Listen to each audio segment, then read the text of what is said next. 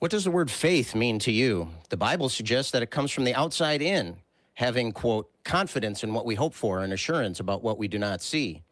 The Quran suggests rather that it comes from the inside out, that it's a deeper inner conviction that must be joined with outward righteous action and ritual. In practice, however, the word faith is often used by theists as an argument ender, like a white flag of surrender. Well, I guess you just have to have faith and believe anyway. Is faith a virtue?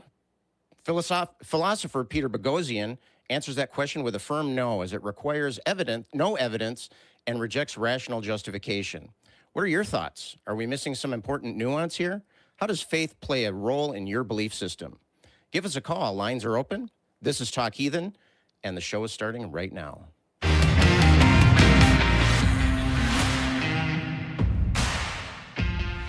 All right. Welcome, everyone. Today is August 9th, 2026, and we want to welcome you to Talk Heathen. My name is Scott Dickie, and I'm fumbling over my words already today, so we'll see how the show is going to work out. But joining me today is my good friend, Jamie the Blind Limey. Jamie, how you doing today? We talk not only for a living, but also for a hobby. You'd think we'd be better at it. You think so? All right. Well, I'm glad you're on board with pointing out my flubs already. Oh, no. I'm in the same boat. I'm also significantly moister than I like to be, but it's a good job that this isn't in Smell-O-Vision. You're welcome, audience. And we appreciate it so much, Jamie. Thank you so much. Talk Heathen is a live call-in show, live, in case you haven't noticed that already. And we have open lines, so get your calls in at 512-991-9242, or you can call us from your computer at aca.show/call. We are streaming today. That's thrice streaming today. So a big shout out to our viewers on TikTok and on YouTube mobile. If you're watching us on TikTok this afternoon and you'd like to talk to us, then request to join and we'll bring you up on stage. And please make sure that you're over 18 of age before doing so. Well, of course, Talk Heathen, we're open to all of your questions about religion, secular humanism, atheistic morality, cosmology, philosophy, science, history, life, the universe, and everything.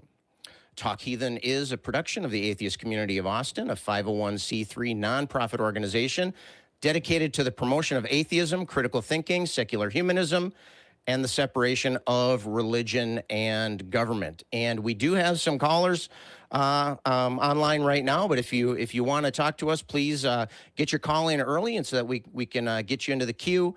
But before we do that, I want to take a look at our crew. I want to introduce our crew to everyone. Thank you to the video and audio people, the moderators, notes and stamps, and all the call screeners. And if you would like to be one of these attractive crew members, be a guest on one of our shows, or maybe even become a host of the show someday, we're always looking for people interested in being a part of our productions. So email us at volunteer@atheist-community.org to get involved. Jamie, I believe that's how you became a host, right? Was it?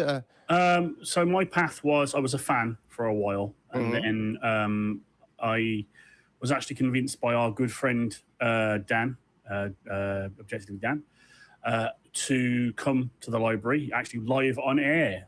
He challenged me while I was calling in as a caller Nice. to come down the library. So I did that for a while, and then I think it was April 2002, I think, or 2001, 2002. They put out a casting call for people to come and be a host, and I auditioned. Now the path is a little bit different nowadays. We don't really do audition rounds. The best way to get involved, if you want to be a host, is to start volunteering as part of the crew. You may then sort of ask to be a backup host, so the person in the chair behind, sort of quote unquote behind us, in case something goes wrong with one of our connections, or we become suddenly sick with that explosive diarrhea that's been going around or something. Who knows? Did you have lettuce today? But and then that may lead you into a path of being invited to be a guest on one of the shows, and that can lead to hostdom. We've had multiple. I think Kelly, who was our backup today, Kelly Laughlin, started as a volunteer and a call screener and doing stuff in the background, and just worked his way up to being a backup host and then a co-host, and now is he's the producer of one of our wonderful shows, Truth Wanted. So, you know, the path is there for you to take if you want to do it. Definitely. I think you said you started out as a fan, and I think that's pretty common. I think most of us were fans of the show long before we actually were a part of the show. And but if you're sitting there at home listening or watching to us, and you want to be part of the show in some way, shape, or form, send us an email. Again, that was volunteer@atheist-community.org. Jamie, today we want to talk about faith, and we actually have a caller online already. I'm going to bring up Donald. Donald is an atheist from Louisiana, looks like. No pronouns given. But Donald, I understand that you have a comment about whether or not you think faith is a virtue. How are you doing today, Donald? I'm doing all right.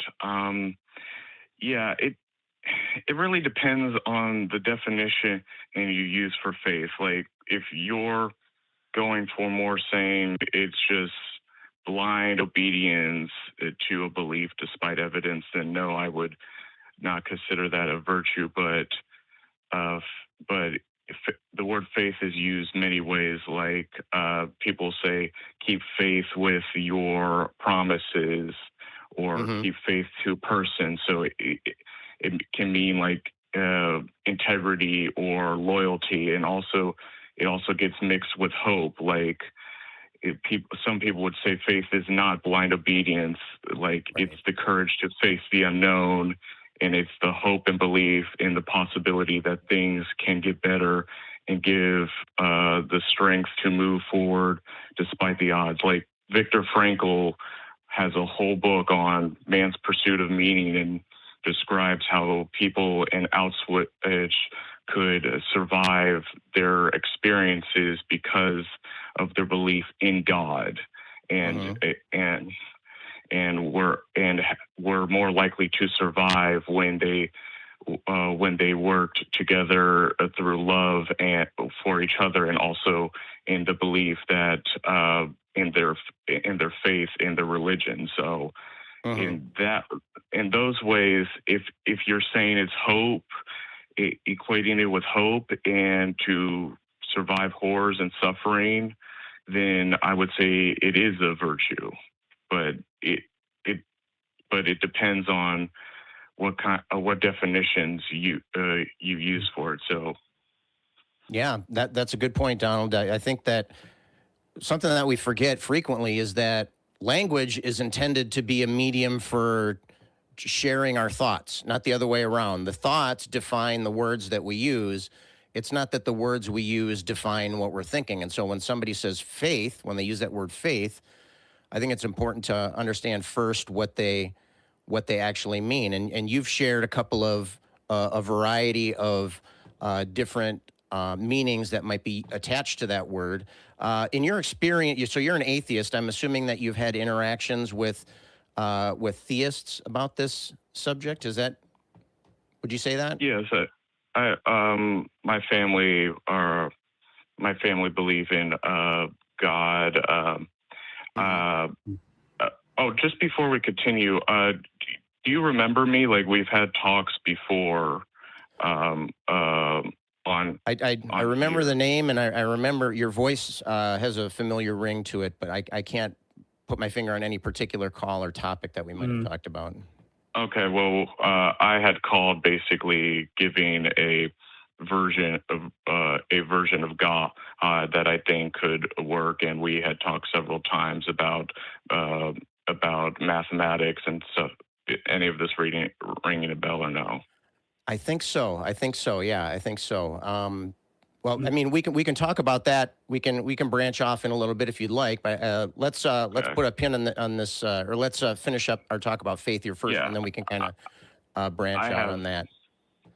I have many family members who are Christians, so yes, I've talked a lot about faith with them. So how do they if they bring up faith in a conversation? What do they mean? What do they say they mean? I should say.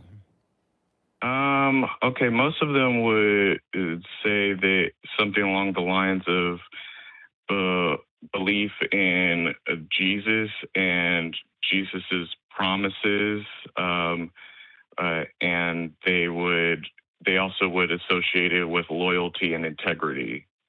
So, so this is one of the problems that we often face here, especially when we're talking to theists. And you may have seen this kind of interaction and conversation if you've been watching the show long enough, in that they like to play, if the interlocutor is dishonest, they like to play semantic games where we are very specifically putting faith in the context of capital F, Hebrews 11, faith, like the evidence of things hoped for, I can't remember the exact quote, the things unseen, that kind of thing, right, like believing something to be true with no evidence or despite evidence to the contrary.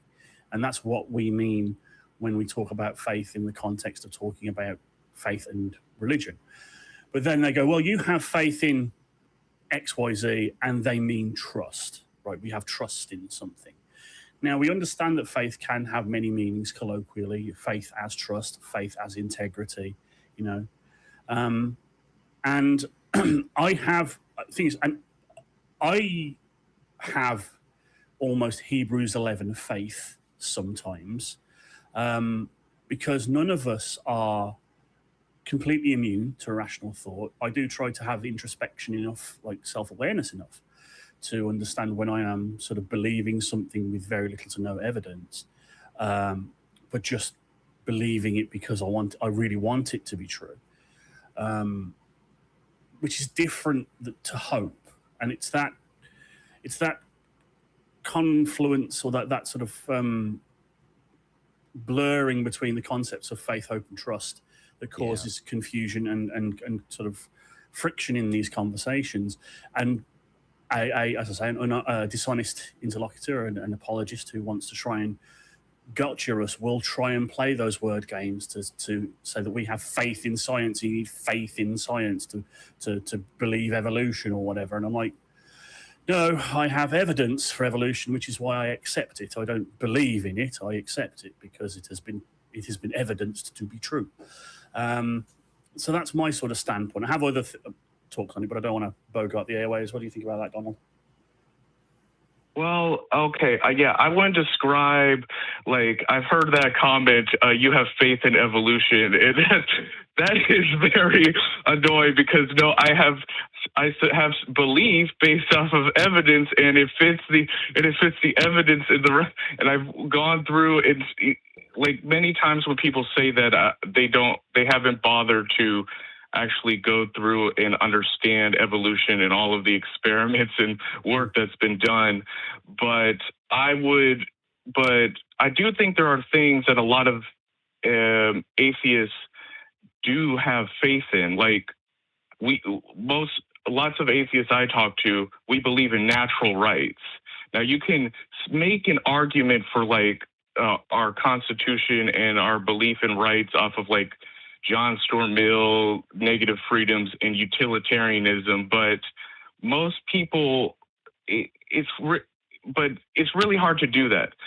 For the belief in natural rights in our Constitution, and the belief in dignity for all people, it's really hard to make that argument without an appeal to, like, God or some kind of religious principle. I don't agree. But anyway, continue.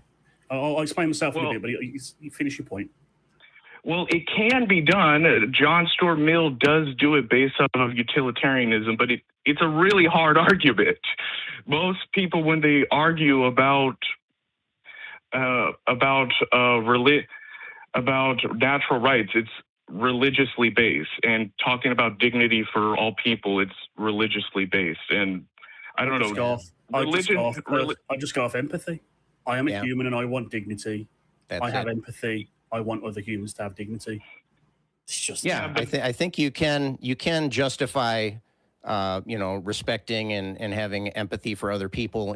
You could try to justify that with some kind of God belief. The problem with that, though, is that relies on the God belief being true, unless you're saying it's just merely a structure we're putting up just in case or whatever. But I like that Jamie mentioned something about blurring the lines, and I think that goes along, Donald, with what you said right off the bat at the beginning of the call. You said it depends what you mean, and I think with the problem that I have with using this term a lot is it boils down to equivocation. And so if you're going to start the discussion talking to me saying that faith means justified belief or something like that, or trusting in something based off of evidence, if you want to start out the discussion that way, you can't shift it later on and then end up saying, like I said in the cold open, well, I guess you just have to have faith to believe. Well, no, now you're switching, right? Now you're switching. Yeah, that's a cop out.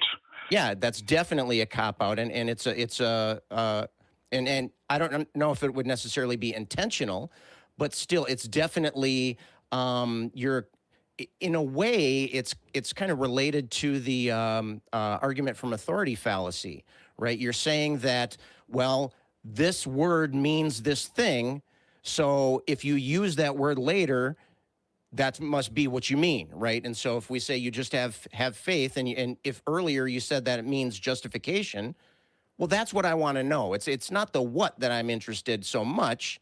It's the why that I want to know. And so if you want to make that switch later on, I'm fine with that. But we're going to I'm going to point that out to you. I'm going to say that's not what you meant by faith at the beginning of the discussion. And the second thing is there's also kind of an equivocation when there's a finger pointed at the heathen or at the non-believer saying, you have faith in evolution or you have faith in whatever. And so if, my question there would be, well, so are you saying faith is bad, or are you switching? Are you saying faith is a good thing? And to me, it seems like faith is just kind of this blanket term that's used for, well, I don't know, whatever, we'll try to justify it some way. And if we can't, we're going to go ahead with it anyway. And so what that tells me is if the justification was optional, then it's really not a trust that's based on the justification.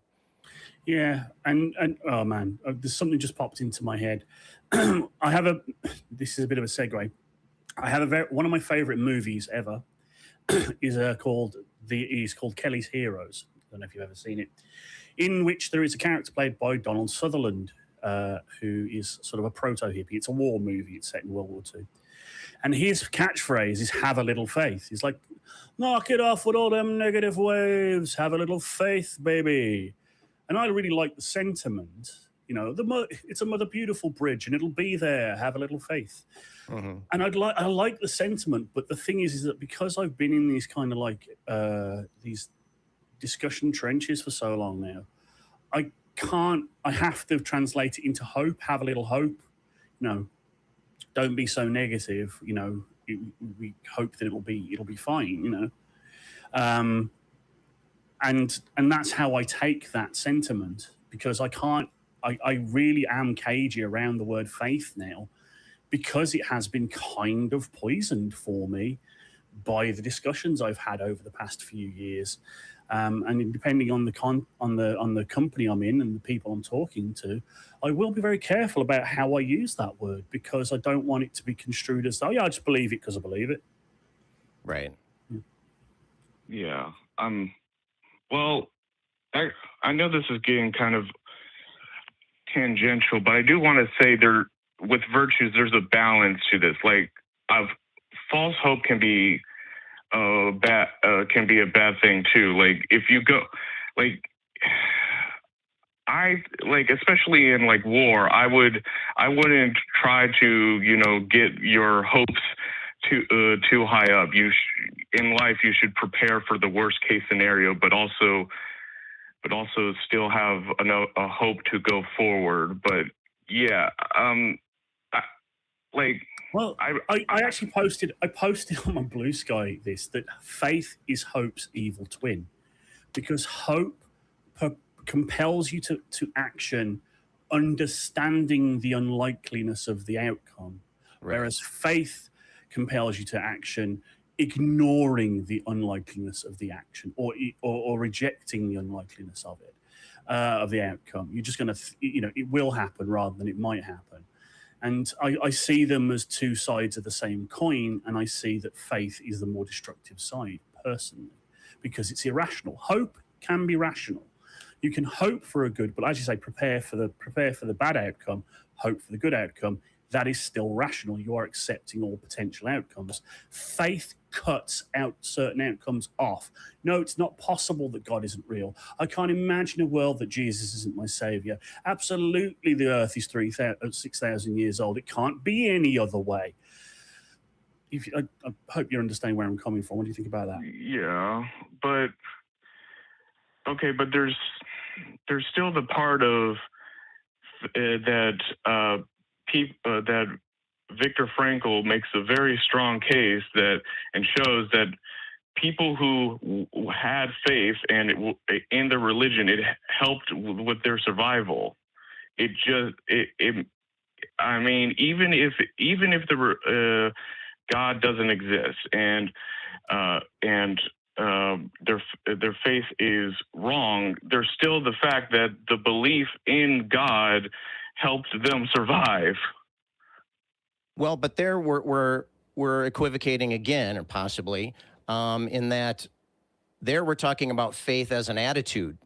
We're talking about faith as a psychological state. I've heard apologists talk about, well, atheism is not a statement about reality. It's not a statement about truth. It's a statement about the psychological state of the person claiming to be an atheist. And I'm fine with that. I think theist is the same thing.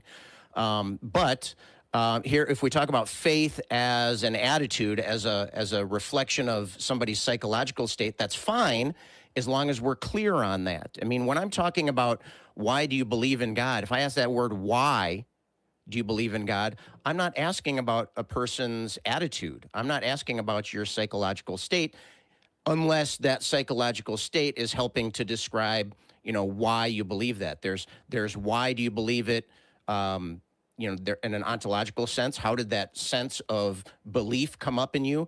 But there's really the epistemological sense of the word, and that's the one that's important, I think, the justification. If you're saying that faith is a justification for belief, okay, then you need to expand on that. Then it's not just a question of attitude, because we know that people can have incorrect attitudes about different things. And so basing it off of just somebody's psychological state is really the same thing, at least in my mind, is the same thing as just saying, well, I'm just not going to explain to you why. I'm just going to repeat louder and slower that I do believe. And, to me, that's just an argument by repetition, or an argument by volume. Yeah. Is really not, it's a fallacious argument, and it's completely devoid of any kind of justification content there.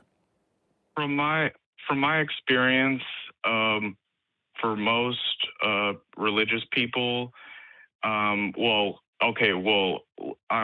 going to go with Buddhism or stuff like, just for like Christians, Muslims, Jews, Abrahamic God believing people, epistemology isn't really important to them. The epistemological reasons, like, they believe this because they hope and they want justice in the universe, and they want to see their dead loved ones again. And so if you try to argue with them on epistemology, they will not engage with the argument. They will just shut it out. It's cognitive dissonance. They've lived with it their whole lives. They've built their entire worldview off of it. And for many of these people, like, if we were to like snap our fingers and make everyone an atheist, and I think, especially in the Bible Belt, without replacing it with something, people would go insane. They would go towards nihilism, or go towards communism or fascism, and they would just fill that void with something and freak out. It would literally be like a purge.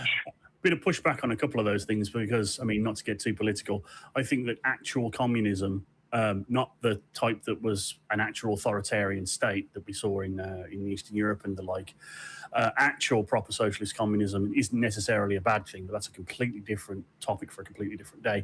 And I am a nihilist. I'm an optimistic nihilist. I don't see nihilism, when properly applied, as a bad thing, because understanding that nothing in the world has any intrinsic value All you have to do is then go, well, it only has the value upon which we give it, either people around me or myself. And what that does is it makes the entire universe my canvas to paint on. Infinite possibilities, no limits. It's fantastic. It's so freeing to know that, you know, my only limits are physics and my imagination, basically. Mm-hmm. Yeah, and Donald, you mentioned you said something that really stood out in my mind, and that was they don't value epistemology. And that's not always the case, obviously, but it can happen often, especially when we hear the phrase, you just have to have faith. To me, that's what I see somebody throwing epistemology to the wind. And I think epistemology is very important because it makes sure, it helps us to be concerned about and to ensure that what we're saying has good reasoning behind it. You know, if you say things, if you assert things, if you believe things without good reasoning, and then you run the risk of disaster. And so I think it's very important to identify if that's the issue. If you're talking to somebody and they don't care about epistemology, well, for one thing, I think you're probably wasting your time having a conversation, because then it's just a matter of who's going to be the loudest and who's going to say their belief the most often. And that really is not a very productive way of progressing that kind of conversation or that investigation or whatever you want to do it. And I think it highlights a characteristic of many religions, if not most, and that is the idea of authoritarianism. Authoritarianism is a top-down hierarchical structure approach, and that the person or people at the top dictate what the people underneath should do and or believe and or say. And it's not because they have good reason to, it's because I said so, right? Any child or any parent has heard or said that phrase at least once. I have done it too, because I said so. And it's really just a frustration with either you don't want to put the time and effort into making an explanation, or maybe you don't have a justification. And so I think determining whether you're talking to somebody who cares about epistemology can be very helpful at the beginning of a conversation. What do you think about that idea, Donald? Yes, I think it's important to establish if they care about epistemology, right. But I don't think just because they stop caring about epistemology, there's no point in talking to them, because you can still talk to them about ethics. Now you're not going to be able to disprove God without, caring about epistemology. But there's other reasons to have the argument. But okay, but I have a problem with, first of all, I'm very anti-communism. From my perspective, communists kind of just take the Christian ethics and kind of just replace God with the collective or the state. I have a huge problem with it, from economic reasons to many other reasons. But going on to nihilism, yes, you can see the universe as, okay, there's so many possibilities, but it's like trying to base rights off of empathy. If people ask why, well then, and you say empathy, or then it just kind of, it's like a whim. Oh, you just have empathy because of your genetics and your upbringing. No. Let me push back here. I can take it back to like evolutionarily advantageous behaviors. I can point to examples in the animal kingdom of animals doing things that we would see as ethical, things like selflessness, self-sacrifice, collective action, familial grouping. We can observe these behaviors in creatures other than humans. And I think it's a very strong appeal. Like, you're a human, you know what you want, you know what you like. And in fact, this outlook on ethics and morals as empathy is codified in your religion. Do unto others as you would have them do unto you. You're just taking it from a higher power, but it's just a codification of that same concept. Well, yes, but the difference is they're taking a subjective concept and trying to elevate it to some kind of metaphysics that you have to obey, and God is watching, and if you don't obey, you will be punished. Well, if you do the other way and you say it's evolutionary advantageous, and you can explain things about game theory and trust, then all it takes is for a psychopath to like look at that and be like, oh, okay, but if I go and steal from a bunch of people, then skip town where they can't catch me, and then I go around, like they can game the system. There's ways in like to game and trick people, and they can just say, oh, well, they can think of themselves as superior to other people who get fooled, and say you just believe these things because of evolution and genetics, and why should I care about evolution? Because ultimately it's just a cycle of spreading genes and perpetual suffering, and I'm going to be a hedonist and take advantage of you gullible people. But people can say that anyway. Yeah. And I could just come back and say, the fear of God.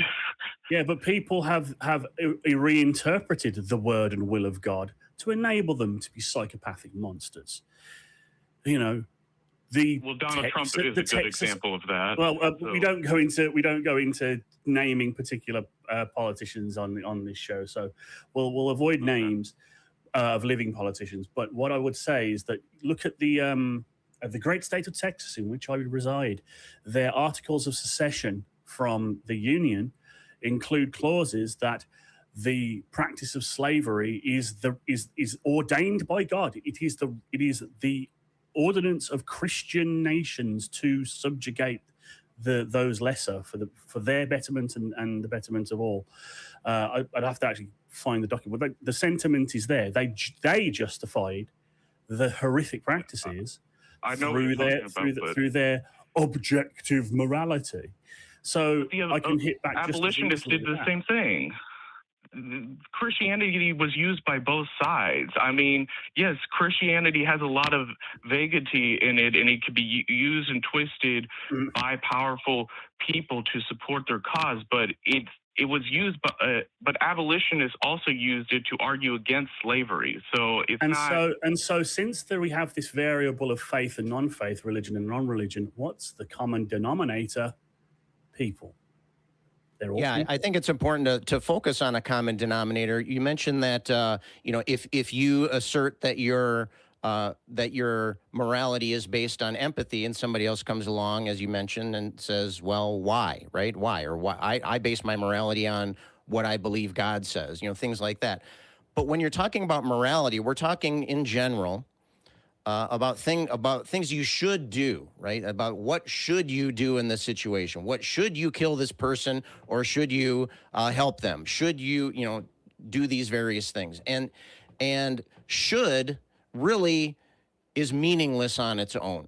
Should has to have a goal in mind, and so when we're talking about morality, my preference is to try to hammer down that goal to begin with.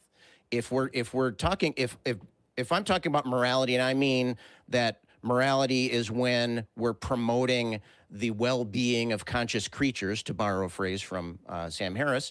If we're promoting the well-being of conscious creatures, to me, that's moral. That's what the word moral means to me.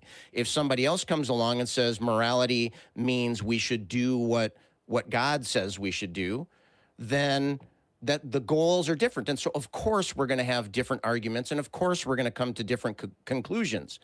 But if we agree on the goal, if we both agree that it's important to promote the well-being of conscious creatures, then we can use that as our common ground, as our starting point. From there, we can build on that, and we can say, okay, here's an action. Does that promote or inhibit the well-being of a conscious creature? And we can have discussions there. When we're saying that, or at least when I say that morality is objective, and I don't phrase it that way because I think it's kind of deceptive. What I like to say, and again borrowing from Sam Harris, is that morality can be objectively measured.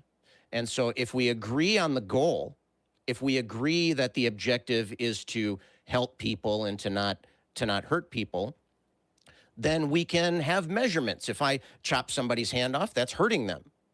If I chop somebody's hand off to allow them to escape from some, dangerous situation, then that might be a different story. But we can at least discuss those objective outcomes and then see whether or not it applies to that label of morality. If we agree that we're going to talk about morality using the definition that morality is what God dictates, then that opens a whole new conversation. Yeah, somebody might say, I have this list that God gave us. Well, then I'm going to go into my next question, which is, of course, how do you know God said that? Or how do you know that there's even a God to begin with? And so I think many of the arguments based on morality stem from a fundamental difference of what you're trying to accomplish there. What is your purpose for morality? What is your ultimate goal? And I think even the word morality can be kind of, it can kind of get you into a rut in the discussion. And so I think I prefer to actually use different words. I use words like phrases like promoting well-being and that kind of thing. And I think that kind of narrows it down a little bit. But I think this kind of reinforces what we were talking about the importance of having effective communication. If I'm using a word one way and you're using a word a different way, the meanings of words, the definitions of words are not objective. Right. And we can prove that just because of the fact that we have many languages and we have different words for the same concept and we have different concepts for the same words. And so I think words can be used as a tool, but if you're using the words to block that conversation, to shut off the way somebody interprets morality, to shut down somebody the way that they describe faith, to even shut down somebody the way they use the word atheist, right? We hear that all the time. Oh, atheists are this. And so if you say you're an atheist, you have to be this. And that just shuts down the whole purpose of even having a conversation to begin with. And I think faith is a perfect example of that. Sorry, Donald, go ahead. I get what you're saying. I do very much agree. We have to get our definitions straight before we continue talking. Otherwise, we're playing like different language games, and people will often have like a box of, if you're an atheist, you're this, this, and this, and it's just a way to ignore you. But talking about this, I don't agree that the ultimate aim of ethics should be the well-being of people, because you go with I'm okay with that. Okay, I think you get into like a utility monster problem of, you could have people that are that can have enormous amounts of happiness, but they're essentially useless and they consume vast amounts of resources. And I wouldn't say. Well, we would then balance the benefit that this one individual is receiving to the harm that's being caused to other people. And so we can at least have that discussion if we agree that our goal is to have a discussion on well-being.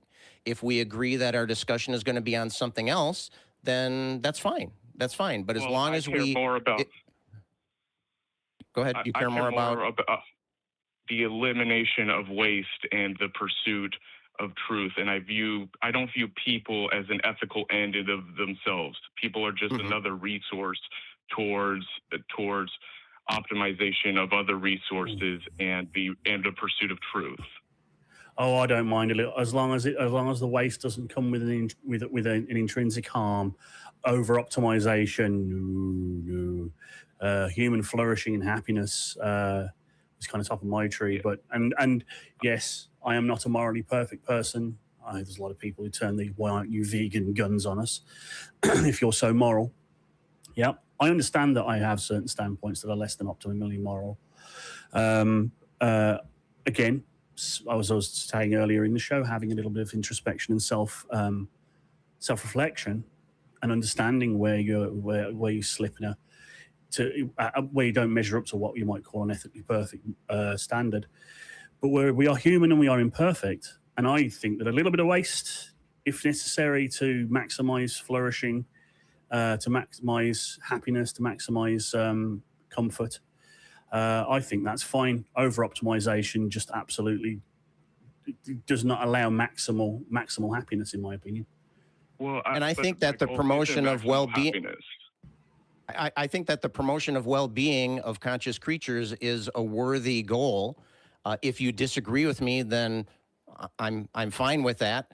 But I think that if we want to talk about that, though, we don't have to call it morality. If you use a different, if to you morality means something else, reducing waste and so forth, then that's fine. We can have, I might not call that morality, or I might say something like, okay, for the sake of our argument, we'll use your definitions today. I do that all the time. I'm fine using somebody else's definitions as long as we're clear on what those definitions are. And so I don't think, Donald, that your disagreement there is really a fundamental disagreement of concepts. I think it's just a disagreement of what words we use to describe those different situations.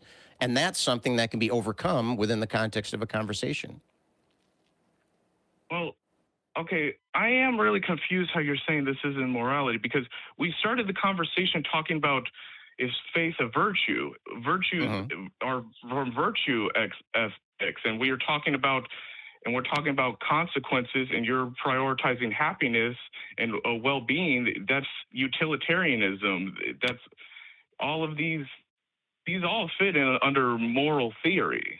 It's just you're separating out deontological Christian morality from these things, but I don't see really what's the problem with calling it morality. I mean, I guess morality, the word... I've already said I don't have a problem with you calling it that. Okay. As long as we're clear that that's what you mean when we're having our discussion. Well, it just seems that what you see as a moral goal, the highest moral goal, is a minimal waste and optimization, and our moral goal, is maximal flourishing, maximal flourishing for conscious beings, well-being for conscious beings. We have different goals that drive our morality, and we can argue back and forth as to which one may be the more, like why we have these standpoints. That's one of the reasons why we all say that morality is subjective. Because it's... And Jamie, it can be even more subtle than that. It's not that we have different goals that drive our morality. It could also be something as simple as we have different goals that we call morality, right? You and I might have exactly the same priorities. We might have exactly the same goals. We might have exactly the same objectives. It's just that I happen to call one of those objectives morality, and you happen to call something else morality. And so again, like I was saying before about language being a barrier, we don't want the language to be a barrier. We want it to be a tool that we can use to communicate our concepts. And so if it turns out that if we agree that, promoting the well-being of others is something worth talking about, then we can have that discussion. Whether you call it morality or not is not that big of a deal, at least not to me. Yeah, I suppose so. Okay. Actually, I wanted to get to this. You started off talking about Peter Bogason. I haven't read any of his work, but does he have like a response to Kierkegaard's Night of Faith, or? To be honest, I'm not sure. I don't know if he's addressed that or not. I don't know. Did you read him, or? It's been a while. I knew he had a position against faith being a virtue. And his reasoning behind that, it was because, just as I said, that it does not require evidence, at least in one interpretation of the word faith. And that it, like I said, it rejects rational justification. So if we're not based, like we said, the epistemology is what I'm focusing on there. And so that way, if we agree on that, then we can move forward. And if we disagree on that, then we need to straighten that out before we move forward. Okay, well, Kierkegaard is an influential figure, and he like it's very much for the knight of faith, like Abraham willing to kill his son Isaac, and he views that as very ethical. And his ultimate conclusion, like he's the founder of existentialism, and his ultimate conclusion is that people should. The world is absurd, and the only way to make it through this absurd world and carry on is to absolutely commit oneself to faith in God.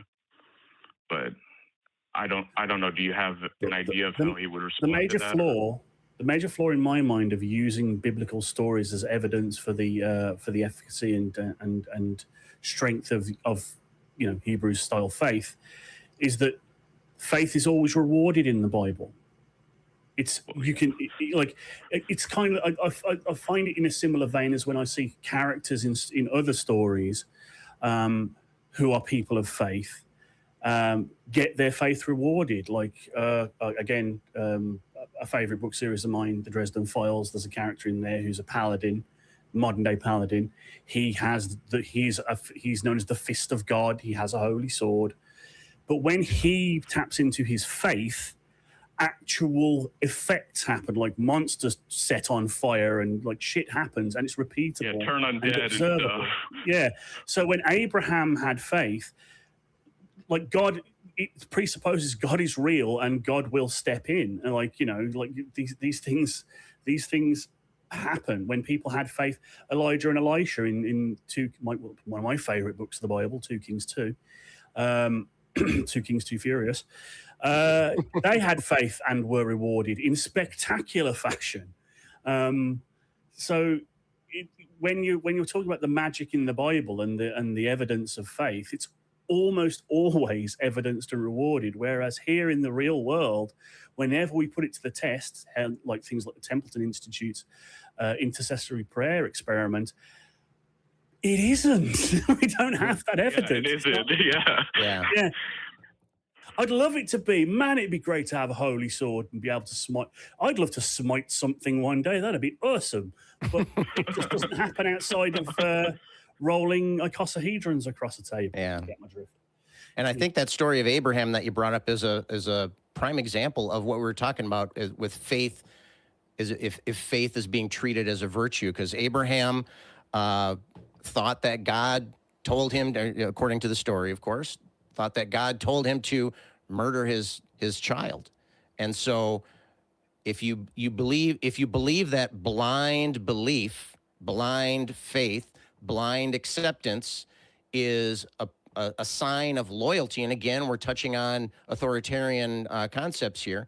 If you believe that doing it in the absence of evidence of its truth, and as Jamie said, despite the evidence to the contrary, I mean, we have lots of evidence that tying somebody to an altar and killing them is a bad thing. It harms them, right? And so if you don't have any evidence for that, then that's the folly. That's the risk you're taking by accepting that blind faith. And again, as Jamie pointed out, the Bible heralds that kind of thing. The celebrates that kind of faith. Abraham is set up as an example of deep commitment and deep faith, and it really it was a disaster narrowly avoided, and so I think that's a perfect example of, and if you say that type of faith is a virtue, then I would expect you to be able to demonstrate that kind of thing.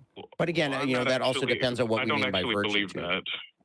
I don't believe that what happened in Abraham was actually a virtue. I was just basically parroting Kierkegaard. And right. Yeah. And I didn't mean to imply that that's what you were implying. But that's the way it's presented in the Bible, at least. Yeah, that's what I'd say to old Soren there. Yeah, I'd be like, yeah, but though, and poor old Jephthah, like he had faith and he was rewarded, but he had to pay a price. Right. Yeah. Oh boy, did he have to pay a price. Yeah.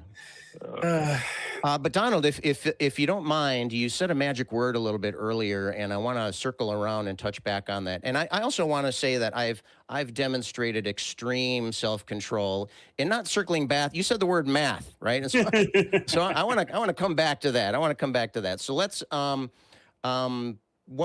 what is your thoughts on? You said that you could mathematically show some kind of God or something? Tell me some of that. Okay. I think it's starting to come back to my memory now. I think you've called into other shows too, like I think EXP or we something. may have spoken Yeah. about it, and I literally said call in when Scott's here. He's a Oh, mathematician. right, yeah. Oh, yeah. Yes, You called yes, when that happened. Richard was on. Richard and okay, I remember now. Yeah. So refresh my memory on your argument there. Okay, I had talked about several different philosophers, including Immanuel Kant and synthetic a priori and types of knowledge like 2 + 2 = 4 and stuff. And I had talked about about arguments going like a cause that requires another cause, and then there's a first cause and like an unactualized actualizer, and I'm pretty sure we had kind of settled on that because I was just making the argument that I do believe in a thing like the one or an unactualized actualizer, but the difference between me and someone who worships God is I don't believe the one is actually conscious, because I don't think you can have consciousness before time, or how could such a thing use its consciousness to create consciousness, because then that would be a paradox, and consciousness How so? requires. Well, if you say God created consciousness, but you say God has consciousness, where did God's consciousness come from before creating it? Okay. And I think consciousness requires requires time. It requires change. It is a changing process, and it makes a subject and object, or something, a perceiver and something being perceived, and that would not be the one. The idea behind the one is its ultimate unity and of all things, and by having a process, and it's unchanging. So if you have a consciousness is a changing process. It's making a decision. You're changing your mind. So I don't think that was mainly the difference. But I was just going on and parodied other arguments of like Saint Augustine and Aquinas about God, and about about there needing to be a first cause, otherwise you'd have an infinite regress of causes and stuff. And that's kind of where the argument. Let's look at that one. Let's look at that one. You said you believed in an unactualized actualizer or a first cause. How do you get to that point? Because I don't believe that. I don't think that logically follows. And so how would you convince me? Okay. Essentially,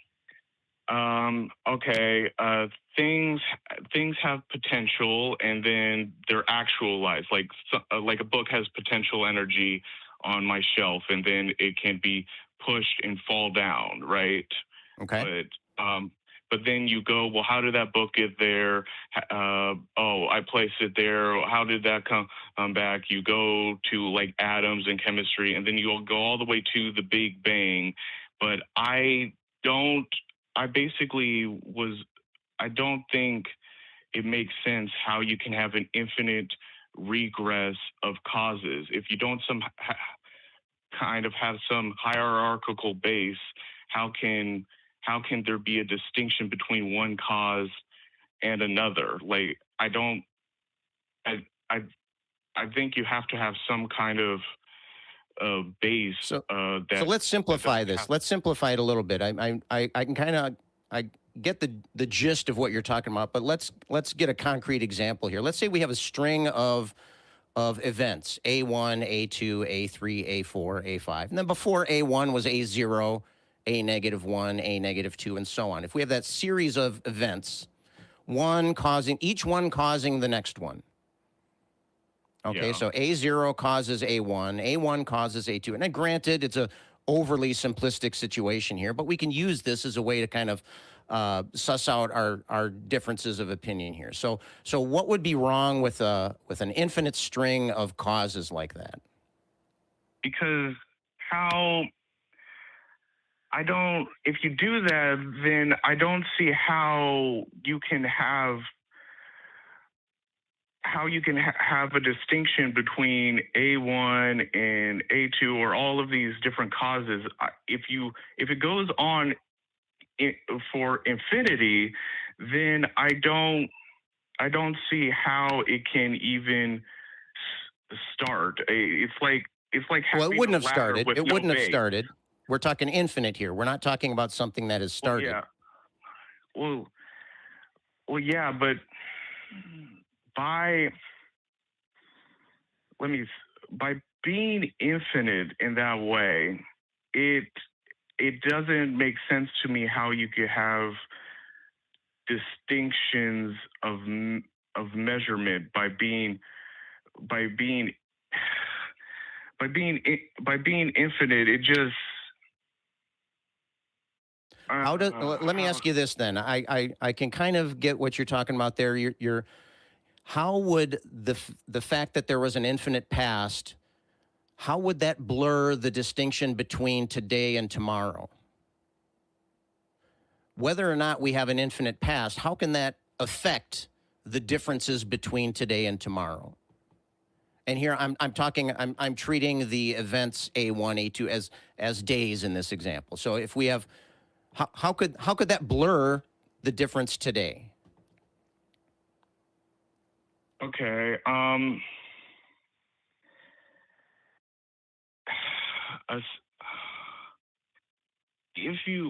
If you have an infinite past, then I don't see how you can have the distinction of like time of this moment happens and then this moment happens. Like I don't. Why not? I don't. I'm trying to figure out how to explain. I find it quite. I mean, I can conceptualize it. The way I see it is that it's very possible, though we don't know, because we don't know either. Like I'm not discounting either possibility that there was some kind of first cause. I find it less likely in my own mind, not like just because I find it actually more conceptually consistent to just think that there was always something. There was always some, like space, what we might call space, always existed in some form. And that time is the ruler by which we measure state changes. Cause and effect is just state change. Just a change in state of those other three dimensions, right? And so, yes, you can slice down time to the Planck time, the smallest measurable tick of the universe. And we don't know because our math breaks down before what happened before that first Planck time, that first tick of the universe, of our current instantiation of the universe. But I have no problem accepting the possibility that there was some other form of something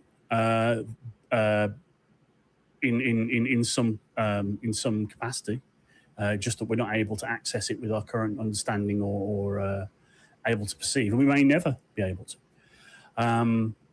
And so, and it's just that something's always been here, and it just changes. I mean, maybe I could then blend in, like maybe it was a static thing. There was always something, but there wasn't always some when. You know, time may be the new thing that started, and there was the first tick, and before that, it was a static thing for forever or until it wasn't. But and what caused that? I mean, there must be an impetus. Change is necessarily temporal, right? You can't have a change without time, right?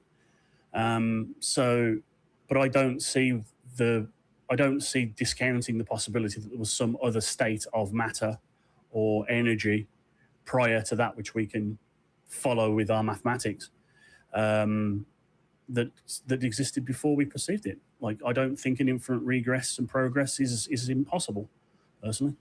So we have a good example here. Donald saying that he doesn't understand how that could happen, and Jamie saying he does understand how that could happen, or at least he can at least understand the concept of it happening. Mm-hmm. But I think, Donald, I think you're saying something, and I'm just not understanding it, and so that's why I'm prying here. I want to understand.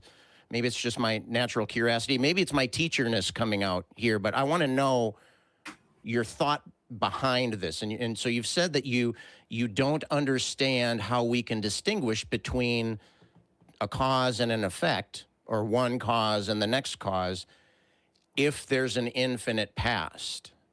And so I think I have a strong understanding of what the words that you're using mean, but it appears that you're using them in a way that's different than my understanding. And so please, can you dive into that more, or are you describing something that you just can't get a grip on, and so you're just discounting it?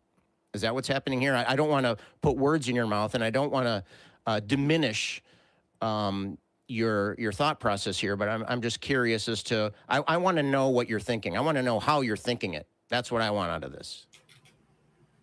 Okay. Let me see. How do okay.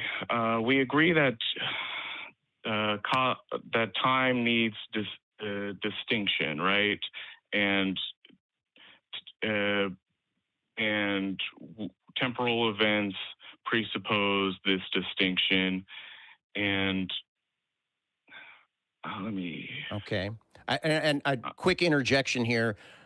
There is a difference between a causal chain of events and a temporal chain of events. Yes.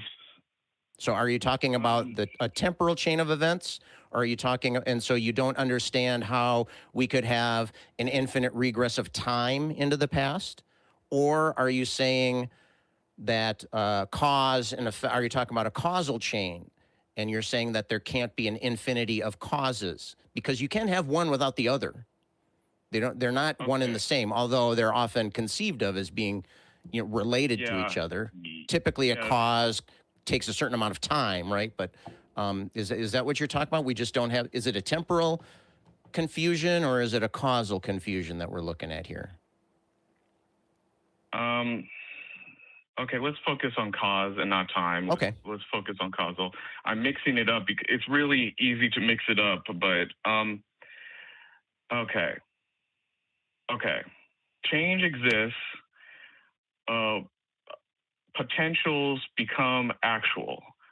And then potentials require some kind of actualizer, some kind of thing to make it from potential to actual, like an activation energy or something. Okay. These actualizers, in order to do something, need some kind of grounding. Like, they require, like, when I touch a book and make it fall and stuff, I have matter. I'm interacting. I'm moving through space and time. Mm-hmm. I don't think some things like space is. I think some things like space-time are more fundamental than, let's say, matter. But even space and time emerge. I think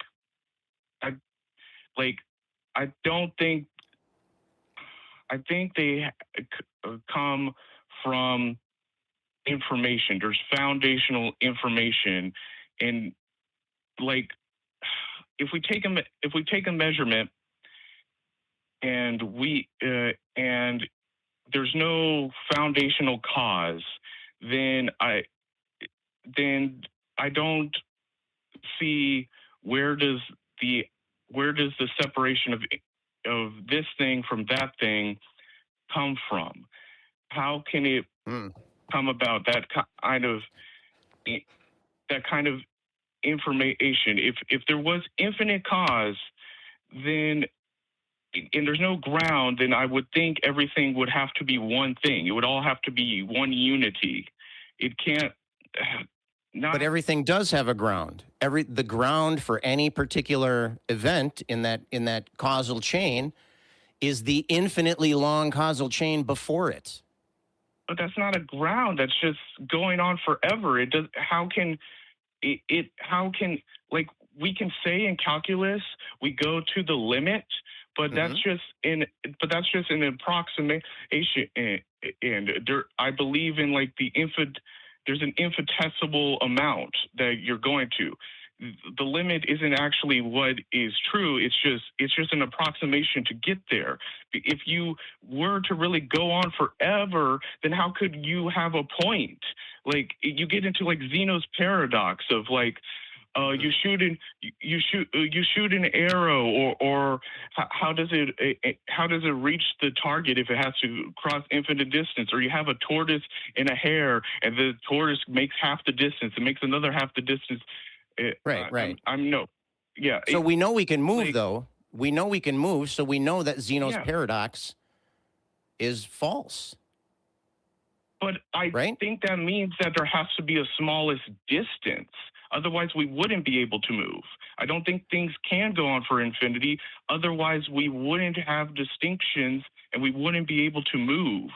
We wouldn't be able to make measurements. Okay, I think I see what you're talking about here. So tell me if I'm on the right track here. You're saying that if we allow for an infinity of causes in the past, and it might not be the past that you have the problem with. You're saying if we can take a transition from one event to another and break it down into more pieces, right, into more steps, and there's no bottom as to how far we can break it up into steps, right? Yeah, there's no ground. It's like a ladder without any grounding to be on. But we can already look at it this way. I mean, we can look at it and think of a number line, right? A real number line. You pick any 2 points on that number line, there's going to be an infinite number of points between those 2 points. There still are different locations on a number line. One is still not equal to 2, despite the existence of 1.5 and 1.1 and 1.01 and 1.001, et cetera, et cetera. You know, just the existence of those intermediate steps does not change the fact that there is a difference between 1 and 2. In fact, the existence of those intermediate points prove that 1 and 2 are, in fact, different. Well, no. You are imagining in a number line, and then you say it can go on from left to right to infinity, and in between 1 and 2, there's infinite many numbers. But you haven't actually. You're saying that, but you haven't actually conceptualized infinity because it takes infinite steps to conceptualize true infinity. You haven't. The number line is just a conceptual thing. Well, and you haven't done. It's not real because you haven't fully conceptualized infinity. Donald. Yeah. Yes. There may be parts of these concepts that we cannot currently grasp or may never grasp. The problem with the first cause argument, in whatever form, whether you call it the unactualized actualizer or cosmological, or the first mover or whatever, is that because we observe causality in the universe and that everything seems to have some kind of causal chain, although there are some sort of quantum stuff about uncaused quantum occurrences, but I don't know much about that. If you want to call back during the Atheist Experience, Jim Barrows is going to be on, and he is deep into those kind of quantum questions. If you want to talk about uncaused events, he's the man to talk to. But you're crashing into two problems for me. Yeah, you're also looking at two different problems too. Yeah, personal incredulity and special pleading. What? How am I special pleading? What?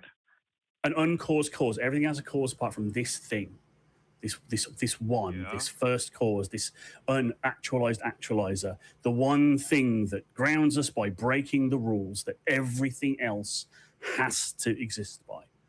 And that's, to me, special pleading. Actuality, it doesn't have any potential. It's the ultimate form of unity. It's like existence exists.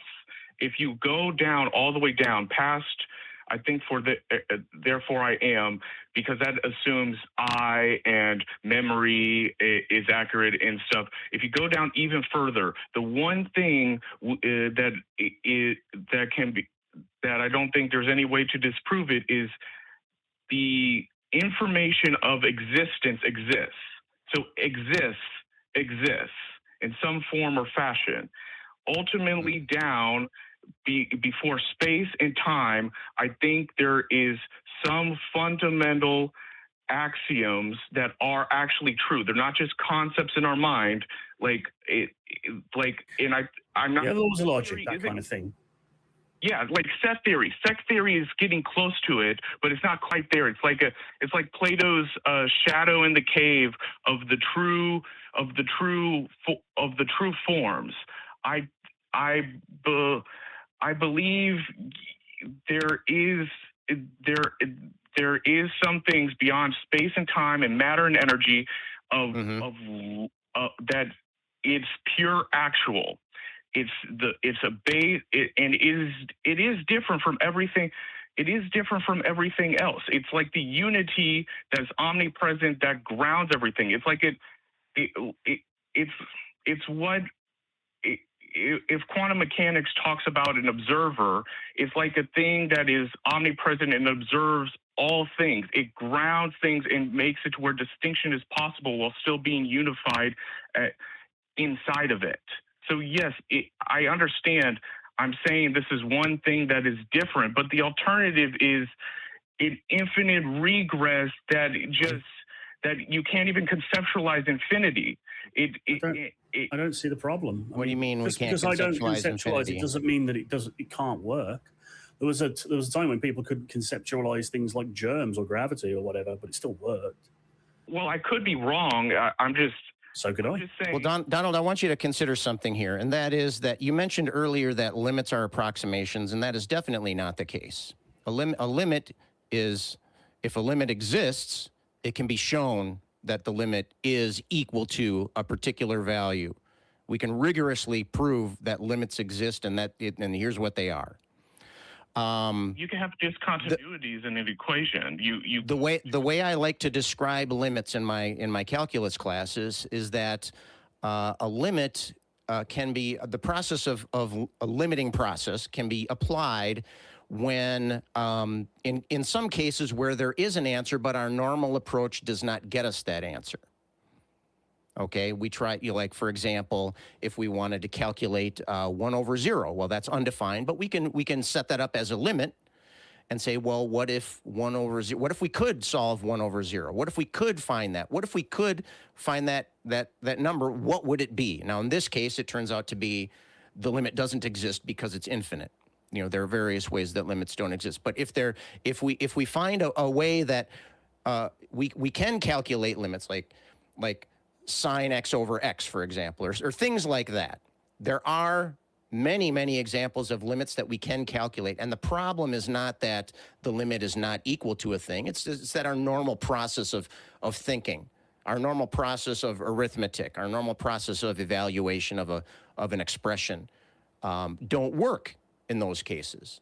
And so I want you to consider the possibility here that I noticed that when you were trying to explain your problem with this idea of a continuum, that's another word that we use to describe like a number line. It's a dense, numerically dense string of numbers in this case. But if we, and I just lost my train of thought there. Shoot. Total derail there. No, but if we think of it in terms of, well, we can't get our answer the norm, our straightforward way, so we have these other more nuanced, more flexible approaches of doing that. Now, if your problem is that in having an infinite past, which I mentioned is different than having a continuum of events between two particular points, but we can. I want you to consider the possibility that maybe it's just something that you don't currently understand. Now, that doesn't mean that you're wrong, and it doesn't mean that you're right. It just means that you don't understand. I've noticed that in your defense of your position, multiple times you've said things like, I don't understand how this could be, or I don't think this could be, and so on. And that's fine. You're sharing with us your process there. But I don't think this doesn't mean that that thing can't be, or I don't see how this could happen doesn't mean that that thing couldn't happen. And so rather than saying, I think that there's a paradox here, and I don't think you've demonstrated a paradox. I don't think you've demonstrated any kind of a conflict, not necessarily through a failure of your thinking, but it could be, just a breakdown of communication. And I'll be straight with you, Donald, here. I would love to sit down with you at some point and just talk all day. I think I would enjoy that a lot. I think we'd be able to do a lot. But do you think that could be a situation where you haven't dealt with infinities a lot? Maybe you haven't dealt with that kind of reasoning all that much. I've dealt with this reasoning quite a bit. I have taken a lot of math. Okay. I mean, I've gone through. I've taken real analysis. I've taken complex analysis. I've done number theory. I've done a lot of math. Now, yes, the concepts are hard, but I've talked with many mathematicians. It's. I don't know. I get A's and pass the classes, but I don't. Some of these concepts do really push my brain. So yes, it could be I misunderstand infinity and I misunderstand set theory but as I don't. So given that, do you think that your argument was strong? I don't think I properly put it forward. My argument, I don't think is fundamentally a proof. I just think the alternative has more arbitrary assumptions than an unactualized actualizer. So okay, well then I think that pointing out those arbitrary assumptions would be helpful. But my question was, do you think your argument was strong? The argument that you gave today, do you think that argument is strong as presented? No, I don't think I presented it well enough. I think it was kind of more of just a loose conjecture rather than rigorous. I would like to talk with you again and try again, but yes, I am definitely struggling with the concepts. It's very... Yeah. I think what Scott said about trying to point out the issues you have in the counter argument of what are the arbitrary assumptions that you make? What are the problems? What are the actual problems that you have with the idea of an infinite regress? Would be helpful. I would like to take a quick side note to anyone in the audience, especially any theists calling in here. What you have just witnessed is called intellectual honesty, and is really cool, and it's what we want to see in these conversations. I'm absolutely fine. I desperately want to understand your standpoint, Donald. I really, really do. And I would take as much responsibility on my own mind as not understanding things as much as you may not being able to explain them in the way that I'm able to grasp onto at the moment. We may have conversations again in the future on this. I seek to understand more than argue, and seek to be understood rather than to be validated. Personally, it's what I try and do with these conversations. So I really would like to I'd like to be able to steel man your argument. I'd like to be able to argue your side of the argument, at least from a rhetoric standpoint, just to know that I understand where you're coming from. That'd be my objective in these conversations going forward. Yeah, and I think that's a worthy objective too. I think, and that can be separate from the idea of the objective of looking for the truth, right? There are a couple different reasons that people could be having a discussion. One would be to let's figure this thing out, and another one would be let's figure out where you're coming from, or I want to understand you, you want to understand me, and I think that's a worthy goal, and so that can be valuable as well. But again, I want to reiterate and everything that Jamie just said. I think that that your call has been. I know that you're an atheist, but you are openly engaging with many common theist arguments, and you're trying them out. You're asking, show me the money, show me the work, right? And I think that's a good thing. And I think that, and I'm not saying that I've proven that the past could be infinite, but I think that if we approach this with an open mind, and like you have as well, Donald, and if we approach this with an attitude of curiosity and an attitude of desire for the truth, I think that is worthwhile. And even though, like I said, you're an atheist, I'm an atheist, we're two atheists talking about this, I really appreciate the honesty and openness that you've used and demonstrated here, and the curiosity that you're showing in examining these arguments from believers. I think that's very admirable, and I appreciate that. Okay. Well, yes. I also thank you for talking with me. I also will extend. I believe you're trying to come to the truth as well, and I mean, we are arguing, but it's not. It's a cooperative thing. It's trying to examine our premises and our logic, and trying to and trying to acquire new knowledge and come to truth. And that's I do like that. That's much better than someone going and saying, just dismissing you or saying, oh, well, you have faith in evolution, and won't even bother to read a book on evolution, no matter how many times you give it to them. Right. Yeah. And I really would say that if your noodle ain't cooked upon talking to us for an hour, and you've got the stamina for it, maybe take the next hour or so to maybe reformulate how you would explain your standpoint. And yeah, call back in at 4:30 when Jim Barrows is on, because if you want to talk about uncaused stuff in quantum, that man knows more about that stuff than I have forgotten. He's forgotten more about that stuff than I will ever know, and may be able to sort of have a different look at your arguments for a first cause and give a perspective. So yeah, but yeah, thank you very much for an entertaining and enlivening and interesting call. Even though, again, I'm still not currently convinced of your standpoint. I would love to understand it better, though. Yeah. So Donald, thank you for the call. I think we're going to have to wrap up the call. We're just about at the end of the show here, and I wanted to make sure that we get a chance to talk to Kelly for a little bit here.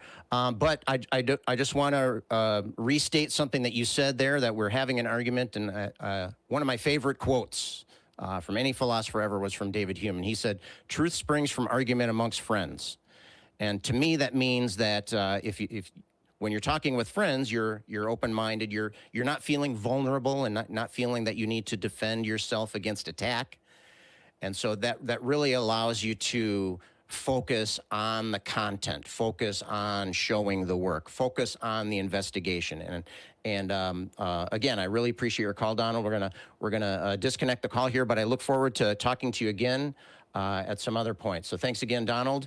And we are about to wrap things up here. I'd like to bring up Kelly in a second, but before we do that, we're just having an exciting announcement here. We're going to be having our 2026 Bat Cruise, and that is coming up already next Saturday, August 15th at 7 p.m. Tickets are on sale, but they're going fast, so get yours before they're all sold out. There's going to be exciting events all weekend, including a special guest lecture on Friday, community outing and activity during the day on Saturday, followed by our annual members town hall. And your favorite ACA shows are going to be recorded live from the Free Thought Library on Sunday. We have some confirmed special guests, genetically modified skeptic, the Antibot, Thinker, Godless Engineer, Objectively Dan, Secular Rarity, our very own Jamie the Blind Limey, Christy Powell, and of course, our backup host today, Kelly Laughlin. So tickets are going fast. Make sure you get yours now at aca.show/Bat Cruise. And sadly, I will be unable to attend the Bat Cruise this year, but I'll probably be back next year. So Jamie, I understand you are going to be ready for challengers at the Bat Cruise. So if anyone, I don't know whether I might get in trouble for saying this as well. I actually know what those activities on Saturday are going to be. I believe that there is going to be some sort of scavenger hunt being organised, and potentially rock climbing. So fun activities to be had. All right. And then the cruise itself, which is fantastic. But me, I have recently gotten into the game Magic the Gathering Commander format. So if anyone is coming to the Bat Cruise and is interested in maybe throwing down some cards for in the downtime between activities, we have tables and chairs at the Free Thought Library, which are large enough to accommodate such things. And of course, there's always after hours shenaniganery going on at pubs and clubs. So I'll be packing my decks and playmat. And if anyone wants to sling some cards, I will be always happy. All right, the gauntlet has been thrown. The gauntlet has been thrown. Let's bring up Kelly, who is our backup host today. Kelly Laughlin, how are you doing today? What did you think of our discussion with Donald today? You know what? I have mixed feelings about it. I thought it was cool because we explored a whole bunch of different things, and it was actually it seemed like a fairly productive call, and Donald was really pleasant to talk to, right? I mean, it wasn't a bad call at all, but I'm not honestly sure where the whole thing was supposed to be going at. I wasn't sure what point Donald was trying to make. It was just like all over the place and exploring different things, which was fine. Right. I just thought he had called in to make a point, and I wasn't sure what that point was. But it was a good call otherwise. And Jamie, if you want to play some real Magic the Gathering and not some Commander crap, I would love to play you with a 60-card deck. I'm going to have to draft. So that means I'm going to have to draft a standard deck. Okay, I guess I'll do that then. I have a Commander deck, but I've got a regular deck. I'll draft one. You'll absolutely kick my ass because it doesn't have Moxes or anything in it. It's Type 2 standard, I think, is what they call it nowadays. I don't know. Yeah, well, mine's going to be made entirely out of Elseworld cards, so it wouldn't be tournament legal anyway. But anyway, I'll bring some cards for you. Thank you. Sounds good. So let's. So we got a couple things we need to do here before we wrap up. We want to recognize our top 5 patrons of the week. And our top 5 patrons this week are number 1, Dingleberry Jackson. Number 2, Oops All Singularity. Number 3, Kalevi Helveti. Number 4, Casey Kuykendall. Do we know, is that Kuykendall or Kickendall? Casey, if you want to write in and let us know how to pronounce that, that would be awesome. Otherwise, we'll continue to do our best. And number 5, my current favorite, Just a Period character. And of course, as always, we have an honorable mention, number 6. Ooh, also a cool name, Icon Oclast. I like to imagine a little apostrophe at the O there. So Icon Oclast. So thank you to everyone who gives to us on Patreon. Legendary Oclasts. What's that? Yes, exactly. Son of Clast. If you want to have your name read on the air, please consider supporting us at aca.show/PatreonTH. I want to thank Jamie for hanging out and helping with the discussion today. Thank Kelly for being our backup host today. And I guess all we have left to do is to send out some love rings here. Let's send out Kelly. Fire up the tie there. Yeah, here's a little bit of ACA trivia for you. Even when I'm not backup hosting or hosting, I have to be backstage so my tie can generate the love rings. Yeah. Well, we got to do our what we can to support love in this world, right? Ty is actually sentient and whispers to him in his mind. If anyone's played Disco Elysium, you know what I'm talking about. All right. So thank you both for joining me today. And for all of you, remember, if you don't believe, this is your community, and we appreciate you being here. But if you do believe, we don't hate you. We're just not convinced. Have a good day, everyone.